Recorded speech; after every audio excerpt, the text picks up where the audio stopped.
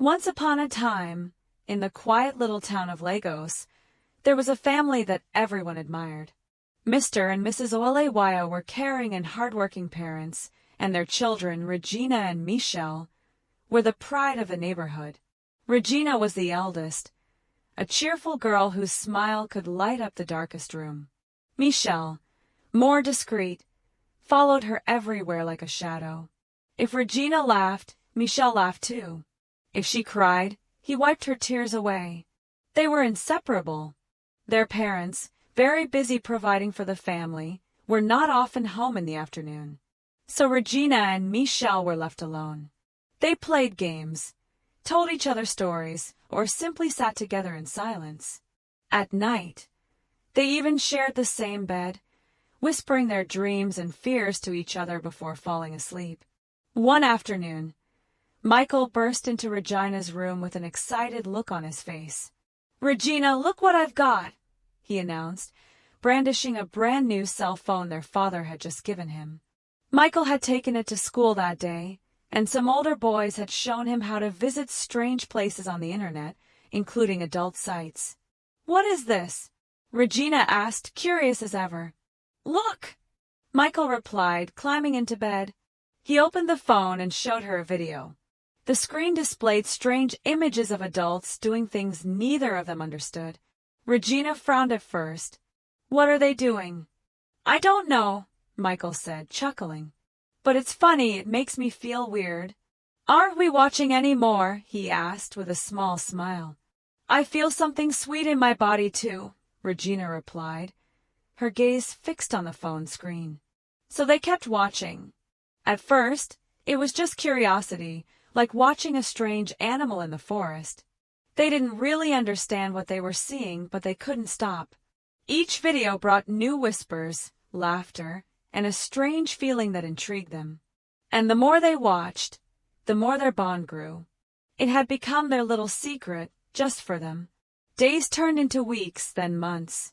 The little secret shared by Regina and Michelle grew inside them like a seed planted in fertile soil. Every afternoon, when the house was quiet and their parents were away, they stayed together, glued to the screen. With each video, curiosity, confusion, and a strange excitement grew in them. One sunny afternoon, Michelle leaned over to Regina and whispered to her, "Let's try what they do in those videos." Regina's heart raced. "What if Mom finds out?" she whispered in a barely audible voice. "She won't know," Michelle answered confidently. "It's just you and me." Regina hesitated, her brain racing. But she trusted Michelle. He was her shadow, her accomplice in all things. Slowly she nodded, and they both decided to imitate what he had seen. At first it was like a game, a slightly crazy game. Regina lay down on the bed, a nervous smile on her lips, while Michelle tried to reproduce the gestures seen in the videos. They joked and stopped as soon as one of them felt too scared. But from that day on, they could no longer stop. Every afternoon, and then some nights, their curiosity grew. Sleeping in the same room and the same bed, they came to continue these 16 experiments without their parents knowing. "It hurts a little," Regina complained. So Michelle, already carried away by what he felt, sometimes put his hand over his mouth to stop him from screaming. Mr. and Mrs. Okafo slept in their own room without suspecting anything. Convinced that Michelle and Regina were fast asleep, they left them alone. Without knowing it, they were letting their children venture into dangerous and unknown territory. The years passed, and by the time Regina was 14 and Michelle was 12, their secrets had become deeper than they could have ever imagined. It was no longer a game, but something they no longer knew how to free themselves from. At night, lying in bed, Regina felt a heaviness in her chest. "Michelle, do you think this is wrong?" she whispered to him one evening. Michelle was silent for a moment before answering. "It's just us, Regina. No one else will know."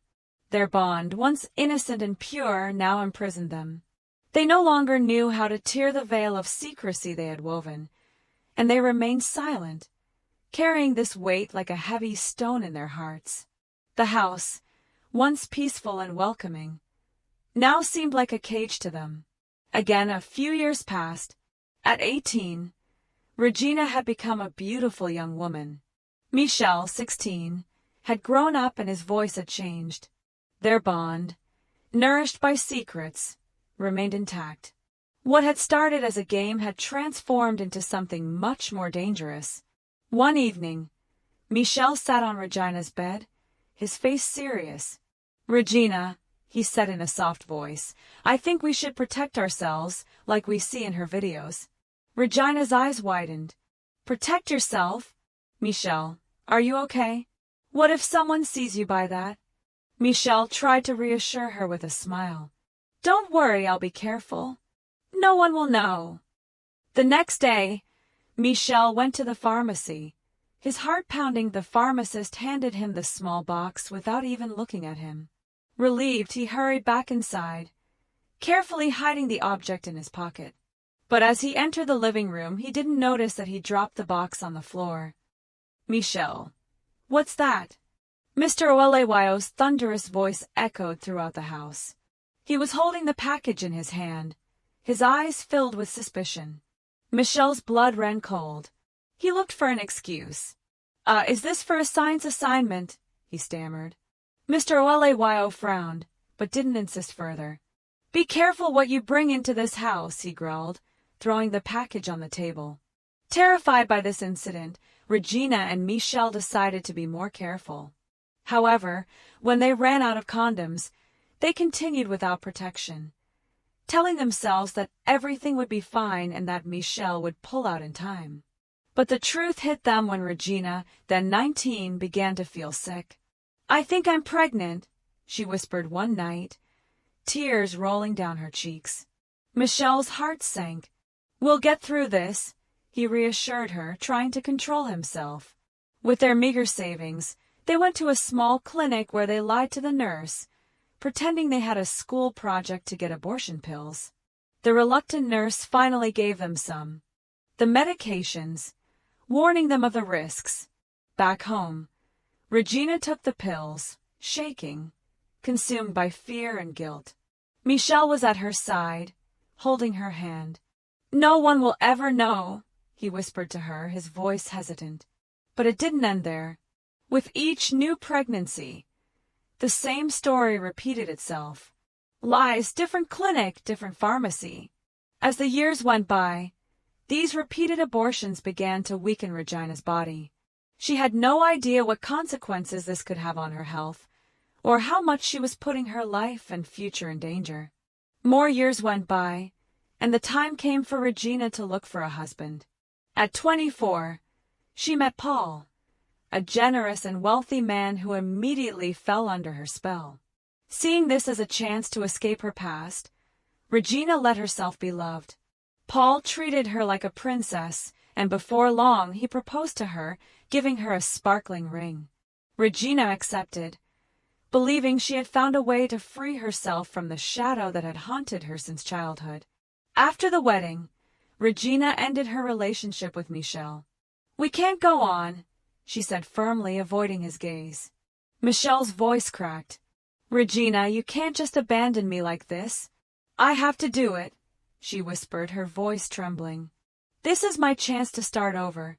3 years of marriage passed, but Regina still didn't get pregnant.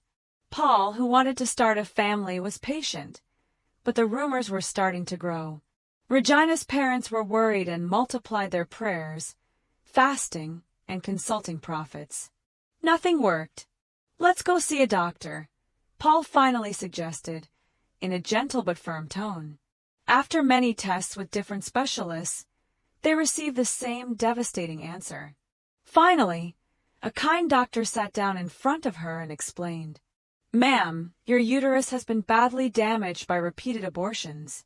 You may no longer be able to conceive." This felt like a bolt from the blue in Regina's mind. Heartbroken, she left the hospital with Paul, who walked silently beside her.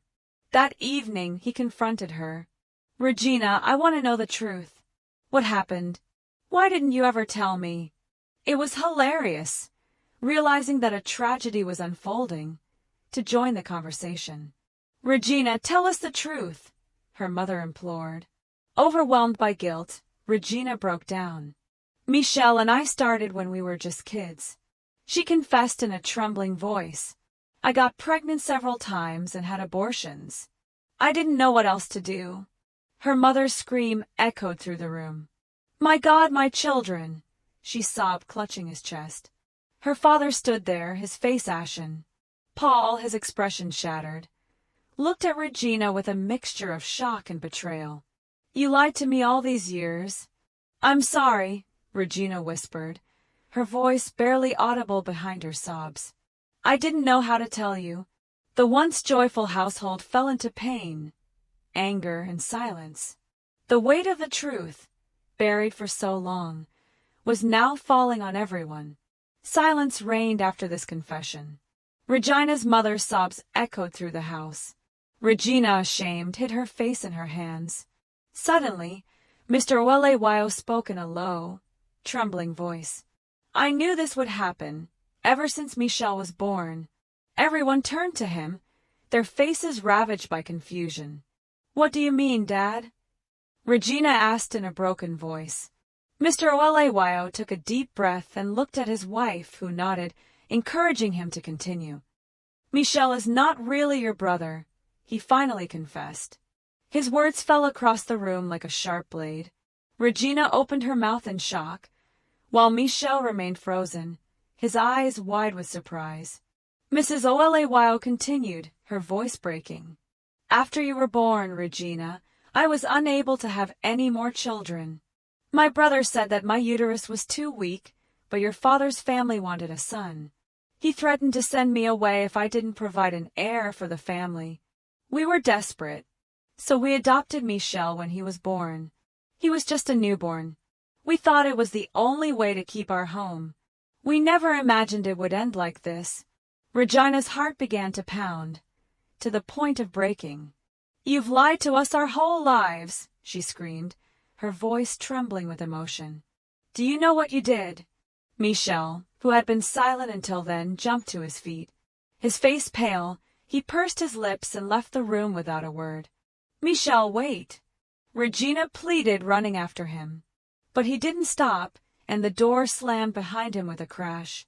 Regina turned to her parents, anger and sadness mingling with her tears.